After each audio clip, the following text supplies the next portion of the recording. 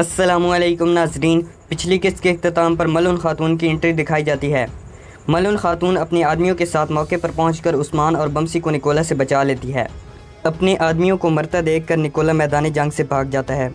इस किस्त के आगाज़ में उस्मान मलून खातून के पास आता है और उससे पूछता है, आप कौन हैं खातून? मलून अपनी जेब से रुमाल निकालती है और उस्मान के मुँह पर लगे खून को साफ़ करने लगती है। ये देखकर उस्मान कहता है, अपना रुमाल काफरों के खून से ख़राब मत करें। मलून कहती है, हमारी कोई चीज़ काफरों के खून में नहीं रंग सकती। इतने में बोरान और मलून के आदमी भी वहाँ पर पहुँच जाते हैं। बोरान को देखते ही उस्मान पूछता है, बोरान बमसी साहिब की हालत कैसी है? बोरान कहता है, गैंजी बे उनको कबीले ले गए हैं। उस्मान कहता है, हमें भी कबीले चलना होगा। ये कहकर उस्मान और बोरान वहाँ से जाने लगते हैं तो मलून कहती है, मैं भी आप लोगों के साथ चलूँगी। उस्मान रुक कर कहता है, अभी तो आपने अपना नाम तक नहीं बताया खातून। मलून कहती है, मैं कजील सरदार जनाब उमर की बेटी मलून खातून हूँ। हम यहाँ जिहाद के लिए आए हैं। ये सुनकर उस्मान हैरानी से पूछता है, आप वाकई ही उमर साहिब की बेटी हैं? मलून कहती है, मुझे एलची के तौर पर भेजा गया है। हमारा मिलना नसीब में इसी तरह लिखा था। ये सुनकर उस्मान हाँ में सर हिलाता है और मलून को अपने साथ चलने की इजाज़त दे देता है। बोरान उस्मान से कहता है, साउची साहिब भी जाल में फंसे हुए हो सकते हैं जनाब। उस्मान कहता है, वो लोग पहली मरतबा जाल में नहीं फंसे, वो जानते हैं कि जाल से कैसे निकलना है। ये कहकर सब लोग वहाँ से कबीले की जानिब चल पड़ते हैं। दूसरी तरफ फ्लैतियस के सिपाही मुसलसल साउची और उसके सिपाहियों पर तीर चला रहे थे। साउची और उसके सिपाही दरख्तों के पीछे छुपे हुए थे। फ्लैतियस कहता है, अब आप लोग भाग नहीं सकते साउची, मैं आप लोगों का काम यहीं पर तमाम करूँगा। साउची अपने सिपाहियों का हौसला बढ़ाने के लिए कहता है, हिम्मत रखो जवानों, अल्लाह हमारी मदद ज़रूर करेगा। साउची अपने सिपाहियों से कहता है, हमें यहाँ से निकलकर गार में पनाह लेनी होगी। वो लोग रात के वक्त गार में दाखिल नहीं हो सकेंगे। दूसरी तरफ काई कबीले में तारगुन ने बाला की गर्दन पर अपनी तलवार रखी हुई थी। तारगुन बाला और बाकी लोगों को लेकर आहिस्ता आहिस्ता घोड़ा गाड़ी की जानिब बढ़ रही थी। जब वो शेख अदाबाली के पास पहुँचते हैं तो बाला कहती है, वालिद क्या किस्मत में आपसे ऐसे मिलना लिखा था। शेख अदाबाली कहते हैं, तुम्हें सब्र करना होगा बेटी। इसके बाद तारगुन और बाकी सब लोग दोबारा घोड़ा गाड़ी की जानिब बढ़ने लगते हैं। इतने में सलजान भी अपनी तलवार उठाकर वहाँ पहुँच जाती है और ऊंची आवाज़ में तारगुन का नाम लेती है। तारगुन कहती है, अब मुझे कोई नहीं रोक सकता सलजान। सलजान मजम्मत करने लगती है तो गुंदूज सलजान को रोकते हुए कहता है, ऐसा मत करें अम्मी। सलजान कहती है, ये तुम क्या कह रहे हो गुंदूज? ख़वातीन और दुंदार साहिब को कैद कर लिया गया है। उस्मान की अमानतों पर कब्ज़ा किया जा चुका है।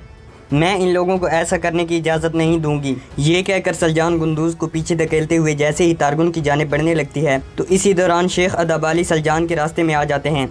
शेख अदाबाली को देखकर सलजान अपनी नज़रें झुका लेती है। शेख अदाबाली कहते हैं, बाला मेरी भी जान से प्यारी बेटी है सलजान।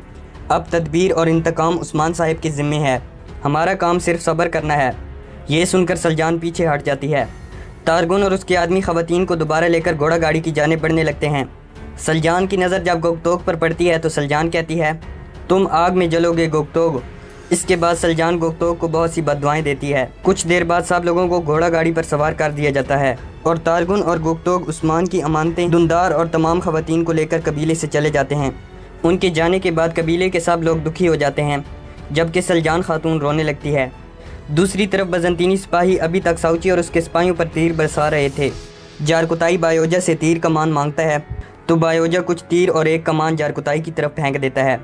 फ्लैतियस साउची से कहता है, उम्मीद है कि आप अपने बेटे की हसरत दूर कर चुके होंगे साउची, उसे अच्छी तरह देख लें क्योंकि आज आप दोनों की मुलाकात का आखिरी दिन होगा।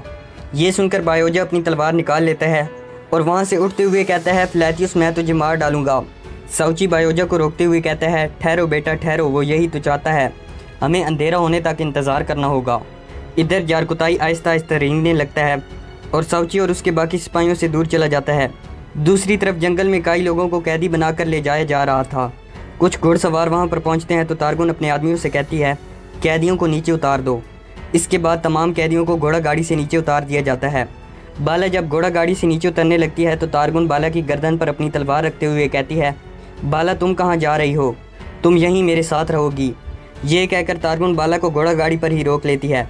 दुंदार कहता है, ये तुम क्या कर रही हो तारगुन? बाला को छोड़ दो और उसकी जगह मुझे ले जाओ। तारगुन कहती है, तुम अपना मुंह बंद रखो, हमें तुम्हारी ज़रूरत नहीं है। बाला मेरी ढाल है, इसीलिए ये मेरे साथ जाएगी।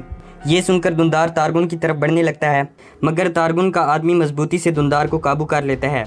तारगुन ऊंची आवाज़ में कहती है, अब उस्मान से कह देना अमानतें मेरे पास हैं। ये सुनकर बाला कहती है, अब तुम्हारी खैर नहीं है तारगुन। तारगुन दुंदार, हज़ल और लीना को आज़ाद कर देती है और बाला को अपने साथ ले जाती है। दूसरी तरफ जारकुताई रेंगते रेंगते फ्लैथियस की पिछली जाने पहुंच जाता है। फ्लैथियस के पीछे पहुंचकर जारकुताई फ्लैथियस को आवाज़ लगाते हुए कहता है, फ्लैथियस हिलना मत, मैं निशाना ले रहा हूँ। ये कहकर जारकुताई तीर चलाता है, मगर फ्लैथियस बजंतीनी सिपाहियों के पीछे छुप जाता है।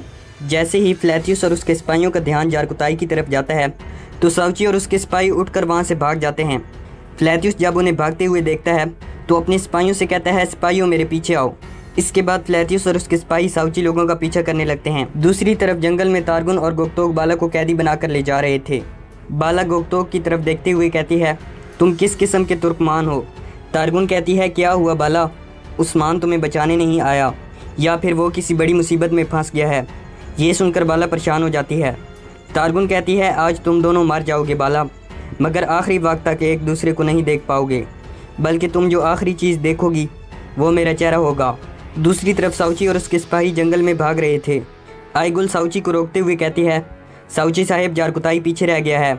साउची कहता है, अगर हमने उसका ज़्यादा इंतज़ार किया तो उसकी हमारे लिए दी गई कुर्बानी रायगन चली जाएगी। ये कहकर साउची आगे भागने लगता है तो आईगुल साउची को बाजू से पकड़ लेती है और कहती है, अगर जारकुताई को कुछ हुआ तो मैं उनकी खालें खींच लूँगी। इसी दौरान जारकुताई भागते हुए सामने से आ जाता है और हंसते हुए कहता है, जारकुताई कभी काफरों के हाथों नहीं मार सकता। जारकुताई को देखकर सब लोग खुश हो जाते हैं। साउची कहता है, हमें गार तक पहुंचना होगा। इसके बाद वो सब दोबारा भागने लगते हैं। इधर फ्लैथियस साउची और उसके सिपाहियों का पीछा कर रहा था। फ्लैथियस ऊंची आवाज़ में कहता है, साउची भागो मत, बहादुरों की तरह सामना करो। दूसरी तरफ दुंदार, हज़ल और लीना वापस कबीले की तरफ आ रहे थे। इसी दौरान उनका सामना गुंदूज और शेख अदाबाली के चंद मुरीदों से हो जाता है। लीना गुंदूज को देखते ही झट से कहती है, गुंदूज साहिब, उन्होंने बाला को नहीं छोड़ा, वो बाला को अपने साथ ले गए हैं। उस्मान साहिब के अमानतों वाले संदूक भी उन्हीं के पास हैं।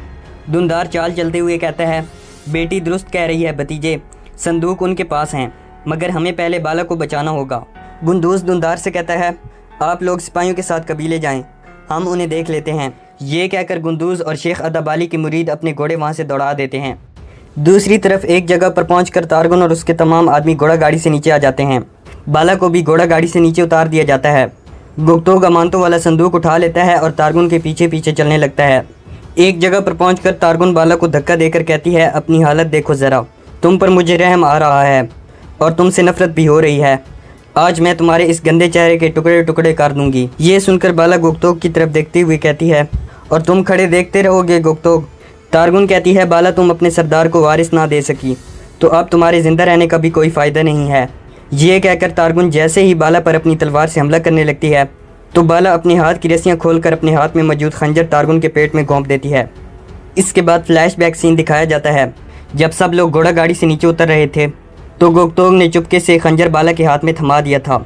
इसके बाद फ्लैशबैक सीन ख़त्म होता है तो गोकतोक भी तारगुन के आदमियों पर हमला कर देता है। उस्मान और उसके सिपाही भी एक तरफ से आ जाते हैं और वो भी तारगुन के आदमियों पर टूट पड़ते हैं। मलून खातून भी अपनी तलवार के जोहर दिखाती है और तारगुन के आदमियों को मारने लगती है। इधर बाला अपना खंजर निकालकर एक बार फिर तारगुन के सीने में घोंप देती है। तारगुन का एक आदमी गोकतोक पर हमला करके गोकतोक को नीचे गिरा देता है, मगर इसी दौरान बोरान वहां पहुंचकर तारगुन के आदमी को मार देता है। ये देखकर गोकतोक हसरत से बोरान को देखता है। बाला एक और ज़बरदस्त वार करती है और अपने खंजर को तारगुन के सीने में पेवस्त कर देती है। बाला जैसे ही अपना खंजर तारगुन के सीने से बाहर निकालती है तो तेज़ी के साथ तारगुन के मुंह से खून बहने लगता है और तारगुन तड़पते हुए नीचे ज़मीन पर गिर जाती है। तमाम लोगों को मारने के बाद उस्मान वहाँ आता है तो बाला उस्मान के सीने से लग जाती है।